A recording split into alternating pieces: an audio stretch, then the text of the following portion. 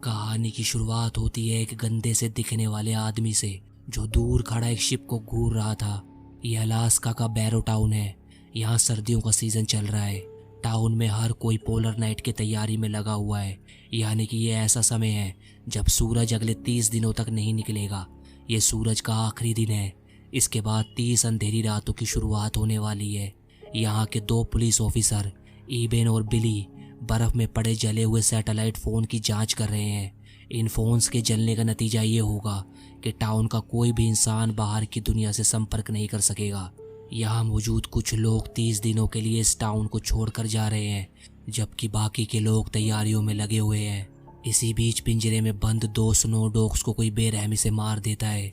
एबेन को इस बात की खबर मिलती है और वो जांच करने के लिए निकल पड़ता है। एबेन की पत्नी स्टेला अलास्का के फायर डिपार्टमेंट में काम करती है। वो कुछ दिनों से इसी टाउन में है, लेकिन ये बात उसने एबेन को नहीं बताई थी क्योंकि उन दोनों के बीच थोड़ी दूरियां आ चुकी है। यहाँ का काम खत्म होने के बाद स्टेला फ्लाइट पकड़ने के लिए जा रही होती है, लेकिन तभी उसका एक्सीडेंट हो जाता है, जिसके बाद वो एबेन को कॉल करती है और उससे एयरपोर्ट जाने के लिए हेल्प मांगती है। लेकिन एबेन कहता है कि वो बिजी है, इसलिए वो अपनी जगह अपने दोस्त बिली को भेज देता है। जिसके बाद एबेन कुत्तों की जांच करता है और उसे पता चलता है किसी ने एक नहीं बल्कि कई बार कुत्तों को चाकू मारा है। वो डॉग के मालिक जॉन से वादा करता है कि वो मुजरिमों का पता लगा कर रहेगा। इसी दौरान बिली स्टेला को एयरपोर्ट छोड़ने के लिए आता है, लेकिन फ्लाइट जा चुकी थी, यानी कि अब स्टेला को अगले 30 दिन यहीं रहना होगा।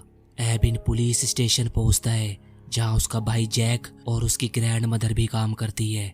वो उसे बताती है कि यूटिलिटी डोर में कुछ प्रॉब्लम है। एबेन यूटिलिटी डोर पहुंचता है जहां उसको उसका दोस्त कार्टर और विल्सन मिलता है। उसे पता चलता है कि विल्सन का हेलीकॉप्टर किसी ने तबाह कर दिया है। एबेन को समझते देर नहीं लगती कि कोई है जो हर उस चीज को खराब कर रहा है जिससे बाहर की दुनिया से संपर्क हो सकता है। दूसरी तरफ इस टाउन का इलेक्ट्रिसिटी मैनेजर गस अपने काम में बिजी था। तभी उसको बाहर से कुछ आवाजें आती है। वो टॉर्च की मदद से बाहर चेक करने आता है। उसके आसपास कुछ अजीब रहस्यमय परछाइयां नजर आती है। वो भागने की कोशिश करता है, लेकिन वो उस पर हमला कर देते हैं। वो उसको मार कर उसका खून पीने लगते हैं। ये वैम्पायर्स हैं जिनका प्लान अगले 30 दिनों तक जमकर लोगों का खून पीना है। इसके बाद हम डिनर रेस्टोरेंट में उसी आदमी को देखते हैं जो हमने मूवी की स्टार्टिंग में देखा था। वो मीट और दारू मांग रहा था, लेकिन जब वेट्रेस उसकी रिक्वेस्ट को मानने से मना कर देती है तो वो उस पर हमला करने की कोशिश करता है। एबेन और स्टेला भी वहां मौजूद थे। स्टेला उसको रोकने की कोशिश करती है, जिस पर वो आदमी और भी ज्यादा हिंसक हो जाता है। ये देखकर एबेन उसे अरेस्ट कर लॉकअप में बंद कर देता है। दूसरी तरफ 3 रिफाइनरी वर्कर अपना काम खत्म कर घर जा रहे होते हैं। अचानक वैम्पायर उनमें से एक को अंधेरी गली में खींच लेता है। बाकी दोनों को समझ नहीं आता कि क्या हुआ। तभी उनके दोस्त की खून से सनी बॉडी उनके सामने आकर गिरती है। लड़की डरकर वहां से भागती है, लेकिन दूसरा आदमी सदमे से अपने दोस्त की बॉडी को घूर रहा था। तभी हम उसके पीछे वैम्पायर को देखते हैं। पुलिस स्टेशन में एबेन उस अनजान शख्स से पूछताछ करने की कोशिश कर रहा होता है, लेकिन वो अनजान शख्स कुछ नहीं बोलता। अचानक स्टेशन के सभी इलेक्ट्रॉनिक आइटम काम करना बंद कर देते हैं। एबेन गस को कॉल करने की कोशिश करता है, लेकिन फोन भी काम नहीं कर रहा था। सेल में मौजूद अनजान आदमी एबेन को छुपने को बोलता है क्योंकि वो आ रहे हैं, लेकिन एबेन उसकी बात नहीं मानता। तभी टाउन की लाइट चली जाती है। एबेन बिजली की इंक्वायरी के लिए गस के ऑफिस जाता है। वहां पहुंचने पर एबेन बर्फ पर खून के निशान देखता है। वो निशान का पीछा करता है जहां उसको गस का सर कटा हुआ मिलता है। वो तुरंत टाउन के लोगों के पास आता है और उन्हें अपने घर में ही रहने को कहता है। जॉन और एली अंदर डिनर बना रहे होते हैं। अचानक एक वैम्पायर रसोई की खिड़की का कांच तोड़कर अंदर आता है। वैम्पायर एली को खींचकर अपने साथ ले जाने लगता है।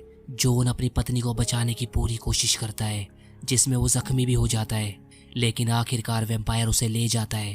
पुलिस स्टेशन में अनजान आदमी जैक पर हमला कर देता है, लेकिन एबेन सही समय पर वापस आ जाता है और वो उसकी बाजू पर गोली चलाता है।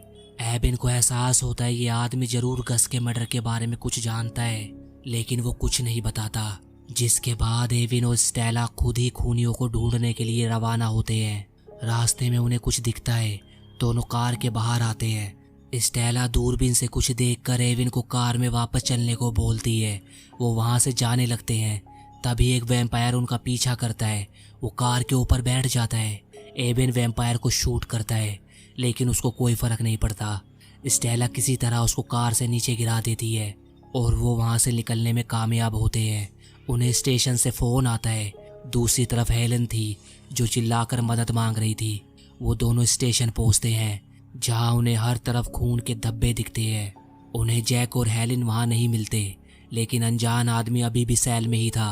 और जब वो उससे पूछते हैं क्या हुआ था, वो कहता है कि अब उन्हें उसकी जरूरत नहीं है, इसलिए वो एविन को उसे मारने को कहता है। कुछ लोग डिनर पर इकट्ठा होते हैं जहाँ वो चर्चा कर रहे थे कि वैम्पायर को शूट करने से भी वो नहीं मरते। उन्हें ये भी पता चलता है कि वो खून पीते हैं। और तभी आखिरकार हमें वैम्पायर्स के चेहरे दिखाए जाते हैं। उनका मार्लो नाम का एक लीडर है जो किसी दूसरी भाषा में बात कर रहा था। वो उन्हें सबको मारने का हुक्म देता है। उसके हुक्म का पालन करते हुए वैम्पायर्स अपने रास्ते में आने वाले हर किसी को मारने लगते हैं। एबिन और स्टेला इन्वेस्टिगेशन के लिए पहले ही डिनर में आ चुके थे। जैक और बाकी के बचे हुए लोग भी यहीं मौजूद थे, जबकि हेलन को उनमें से एक ने मार दिया था। एबिन सबको पास ही में बने घर की अटारी में लेकर आता है।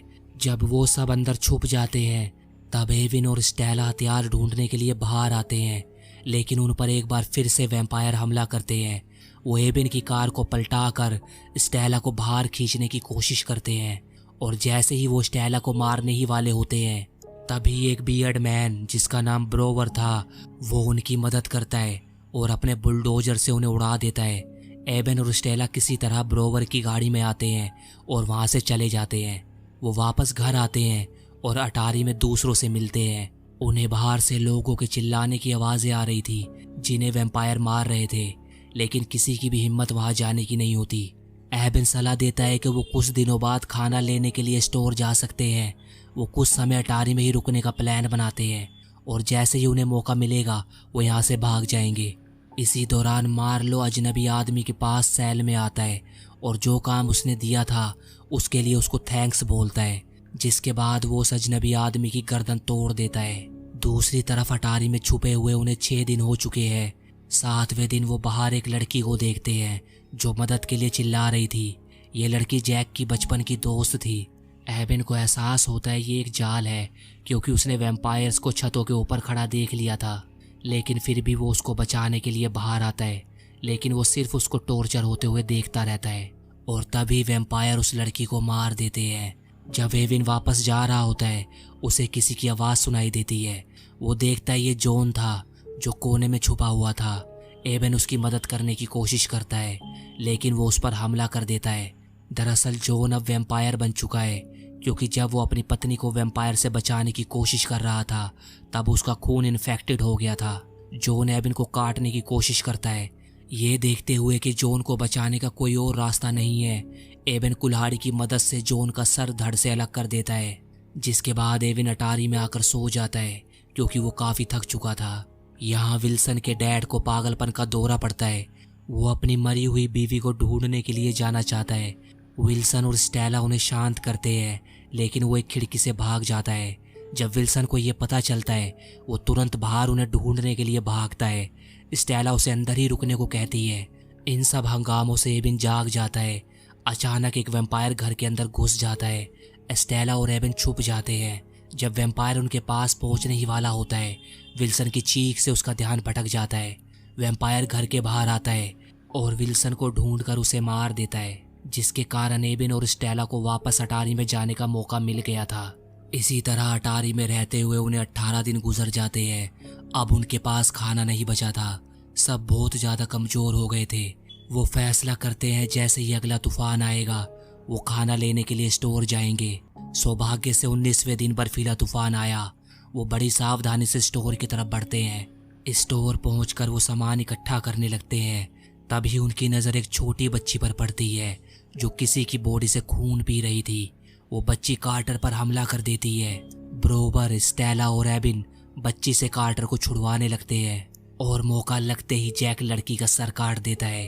अब तक तूफान भी रुक चुका था। इसका मतलब अब वो यहीं फंस चुके हैं।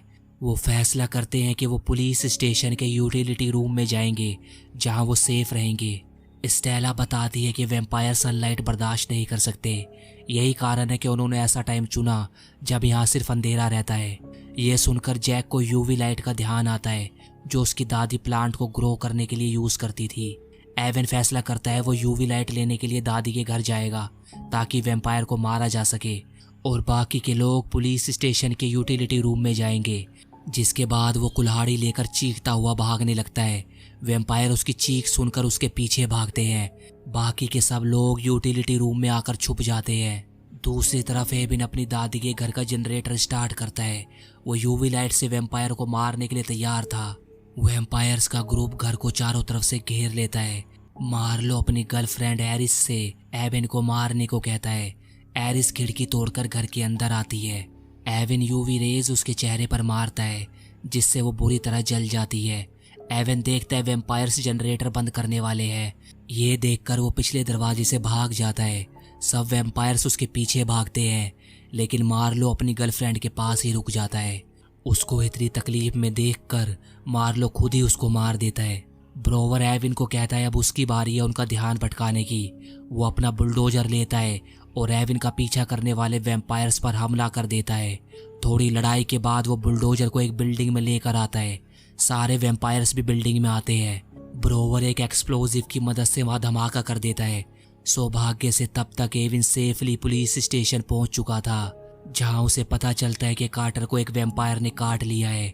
अब वो उनमें से एक है। कोई और रास्ता ना होने के कारण कार्टर एबिन को उसको मारने को कहता है। दोनों दूसरे कमरे में जाते हैं जहां एबिन उसका सर काट देता है। अब सिर्फ 5 लोग जिंदा बचे थे और वो वैम्पायर से बच सकते हैं क्योंकि ये 27वां दिन था और सूरज निकलने में 3 दिन बाकी थे और उनके पास इतना खाना तो है ही कि वो बाकी के बचे दिन काट सकते हैं। अचानक वो देखते हैं घर से कोई फ्लैश लाइट की मदद से सिग्नल भेज रहा था। एवन को लगता है वहाँ कोई फंसा हुआ है। वो स्टेला के साथ उसे बचाने के लिए जाता है, जहाँ वो बिली को देखकर हैरान रह जाते हैं। बिली वैम्पायर का शिकार नहीं होना चाहता था, इसलिए उसने अपनी पत्नी और दोनों बेटियों को खुद ही मार दिया। वो अपने आप को भी मारना चाहता था, लेकिन उसकी गन खराब हो गई। वो बिली को उसकी हरकत पर फटकार लगाते हैं, जिसके बाद वो उसको अपने ठिकाने पर लेकर आते हैं। लेकिन वहाँ पहुंचकर वो देखते हैं बाकी के लोग वहाँ से गायब थे। उन्हें लगता है वो यूटिलिटी में गए होंगे। वो तीनों भी वहीं जाने लगते हैं। तभी स्टेला की नज़र एक छोटी बच्ची पर पड़ती है जो बर्फ पर घूम रही थी। एक वैम्पायर पीछे से उस पर हमला करने वाला था। एवन स्टेला को बच्ची को इग्नोर करने को कहता है, लेकिन स्टेला ऐसा नहीं कर पाती। वो उसकी मदद करने के लिए आगे बढ़ती है। वैम्पायर उनका पीछा करने लगते हैं। एवन वैम्पायर का ध्यान भटकाता है ताकि स्टेला और बिली बच्ची के साथ वहाँ से भाग सके। वो तीनों दूसरी दिशा में भाग जाते हैं। एवन किसी तरह यूटिलिटी पहुँचता है, लेकिन वहाँ उसे स्टेला और बिली नहीं मिलते। आखिरकार बिली यूटिलिटी पहुँचता है, लेकिन वैम्पायर भी वहाँ आ चुका था। वो बिली पर हमला करता है और उसकी गर्दन पर काट लेता है। काफ़ी देर संघर्ष करने के बाद वो दोनों मिलकर वैम्पायर को एक मीट ग्राइंडर में डालकर मार देते हैं, लेकिन इस दौरान बिली का हाथ भी मशीन में आ गया था। एवन जानता है कि वैसे भी बिली को वैम्पायर ने काट लिया है, इसलिए वो कुल्हाड़ी से उसका सर काट देता है। ये 30वीं और अंतिम रात है। अगर आज ये किसी तरह बच गए तो कल सुबह ये आज़ाद होंगे। बाकी के बचे लोग इसी बात का जश्न बना रहे होते हैं, जबकि एवन खिड़की से बाहर देखता है मार्लो अपने साथियों से बात कर रहा था। मार्लो अपने साथियों से कहता है कि वो आज तक इसलिए जिंदा है क्योंकि उन्होंने आज तक अपने पीछे कोई सबूत नहीं छोड़ा। वो हुक्म देता है कि पूरे टाउन को जला दिया जाए। एविन सोच रहा था कि उसकी पत्नी मर चुकी है, लेकिन स्टेला वॉकी टॉकी की मदद से उसे बताती है कि वो कार के नीचे बर्फ में छुपी हुई है। एविन उससे वादा करता है कि कल का सूरज वो दोनों साथ देखेंगे। वो कार देख लेता है, लेकिन वैम्पायर्स ने सारी ऑयल पाइपलाइंस तोड़ दी थी। ऑयल धीरे धीरे सड़कों पर फैलने लगता है और उस कार की तरफ बढ़ने लगता है जिसके नीचे स्टेला और छोटी बच्ची छुपी थी। एविन को एहसास होता है उन्हें बचाने का कोई तरीका नहीं है।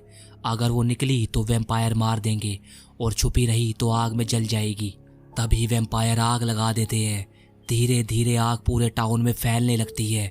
अब कोई और रास्ता नहीं था सिवाय एक के। एवन बिली का खून एक इंजेक्शन में भरता है और अपने लगा लेता है, जिसका मतलब था अब वो भी वैम्पायर में बदल जाएगा। उसके दोस्त उसको वैम्पायर बनता देखते हैं। एबिन अब ग्रुप के लोगों के लिए खतरा था, इसलिए वो उसको मारने का फैसला करते हैं, लेकिन उसका भाई जैक उन्हें ऐसा करने से रोक देता है। एबिन अपने भाई को अलविदा कहकर मार्लो से लड़ने के लिए आता है। लंबे संघर्ष के बाद आखिरकार एवन पूरी ताकत से अपना हाथ मार्लो के सर के आर पार करके उसका भेजा निकाल लेता है। इस तरह मार्लो का अंत होता है। अपने लीडर को मरा देखकर बाकी के वैम्पायर डर कर वहां से भाग जाते हैं। आखिरकार सूरज निकलता है और सब लोग बाहर आते हैं। एबिन और स्टेला सूरज को एक साथ देखते हैं। वो एक दूसरे को अंतिम बार चूमते हैं। सूरज की किरणें एबिन पर पड़ती है। एबिन जलने लगता है। वो स्टेला की बाहों में दम तोड़ता है, जिसके बाद वो राख बनकर हवा में उड़ जाता है। और यही होता है इस कहानी का अंत।